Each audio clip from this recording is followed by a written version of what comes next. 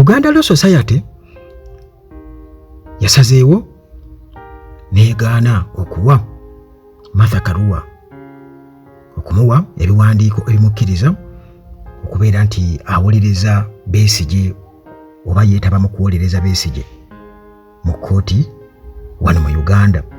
Era kino kivumiriddwa nnyo omulamuzi eyali omulamuzi wa kkooti enkulu Kanyaihamba bw'atyo munnange ebigambo ebikaawu n'abyolekeza mu Lyagonja nti kiswaliza ddala okubeera nti nno mwalemesezza Martha Karua okumuwa practicing certificate okuwolereza Besigye nga Besigye bw'akyagala nti Martha Karua yabeera akulemberamu legal team mu lutalo lwalimu ku misango gy'alimu oba egyamuteekebwako mu kkooti y'amagye. Eyali omulamuzi wa kkooti enkulu George Kanyaihamba alonkinze attack eri omulamuzi Irene Mulyagonja wamu ne Uganda Law Council olw'okugaana mu ngeri eswaza ne balemesa munnamateeka Munnakinya Senior Counsel era former Justice Minister Martha Karua okubeera nga bamuwa temporary practicing certificate okumuwa ekiwandiiko oba ebbaluwa emukkiriza okubeera nga akolera mu Uganda emirimu gy'obwalooya akaseera akagere.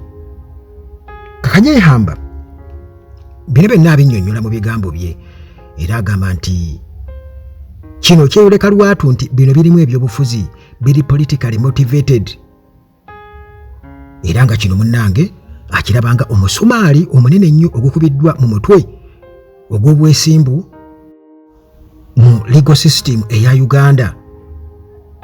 Kanyaihamba mu bigambo bye mu Lunyanyimbe yagambye it is reprehensible that Justice Mulyagonja and the entire Law Council prioritize politics over the law. Nti kisaanye okuvumirirwa ne sekuvumirirwa yenna nti omulamuzi Mulyagonja wamu ne Law Council yonna temunnange bano basazeewo okubeera nga basoosowaza ebyobufuzi okusinga amateeka. How can an individual who grapples with rudimentary decisions be entrusted to render impartial judgments in politically sensitive matters?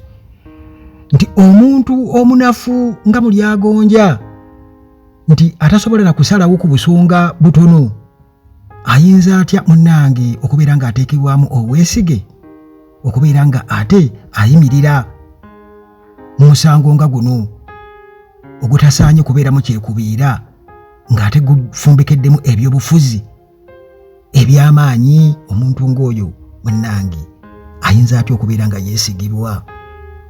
Within the legal realm, garnering respect necessitates the fortitude to stand resolute and render verdicts rather than yielding to political influence. Temunnange mu kisaawe kino eky'amateeka okusobola okufuna ekitiibwa kiba kyetaagisa munnange omuntu okuyimirirawo ku magulu ge abiri butengerera olwo naawa ensala nga talina kyekubiira okusinga munnange okubeera nga atwalibwa ebyobufuzi. Ebyo munnange bigambo bya eyali omulamuzi wa kkooti enkulu wano mu Uganda era ng'avumirira ne sekuvumirira yenna nti bino munnange birimu ebyobufuzi.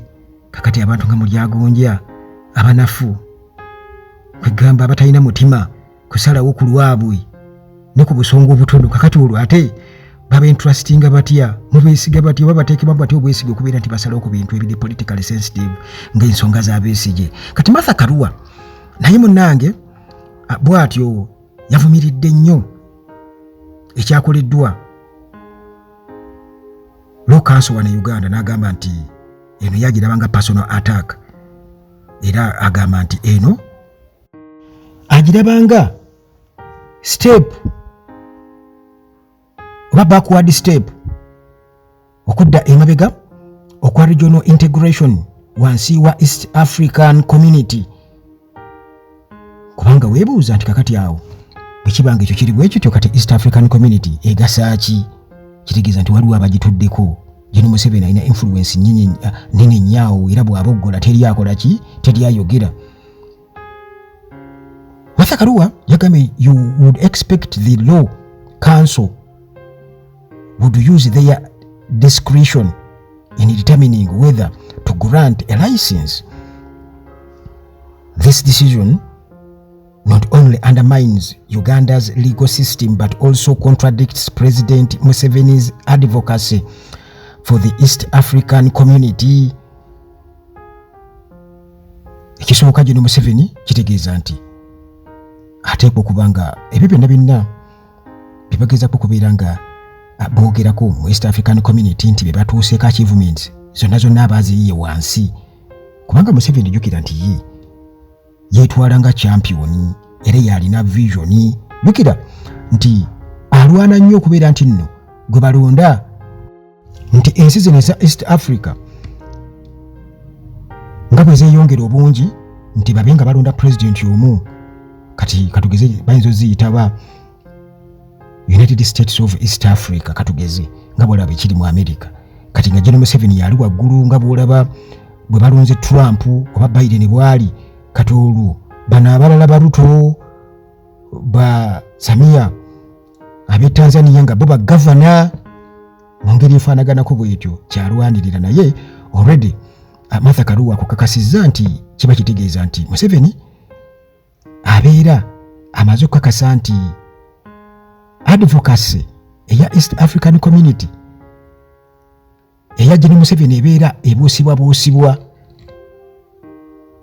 Kubanga nti kino okusalawo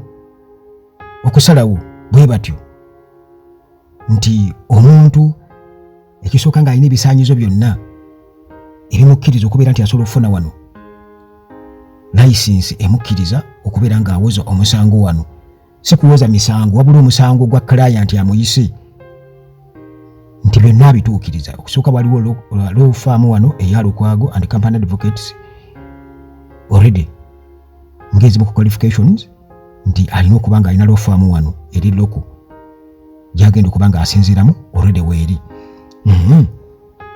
Twakitegeera nti ensi erina okuba nga Commonwealth country already Kenya eri under. Kakati awo muganda wange n'okubeera nga era looya atuukiridde alina ebisaanyizo nga newaabwe already kwali license ye eri eraga kwali, byonna birina. Katoolo kitegeeza nti ekyo bwe kiba kiyiise omanyi kati osobola okukola ekintu ku stage emu, kati ku stage ey'okubiri ate n'oyagala okubaako ky'oyisaawo ne bakujuliza kiri nti bwe kiba nti Martha Karua teyasobola kuwoleza mu Uganda kino nga kiri bwe kiti, kitegeeza na bino tebisobola kuba tebisoboka. Ate amawanga ga East Africa simanyi lwaki ebintu ebyo tebabitunuulira. Obusonga ng'obwo butonotono baali badde babutunuulira nnyo kubanga awo Museveni waasinziira okubeera nga afuta obbala ku bantu. Si ba Uganda yokka wabula East Africa okutwaliza awamu East and Central, olwo asooke vision ze ez'ekikanga ekyo azitwale mu Africa yonna. Mbu yalina vision.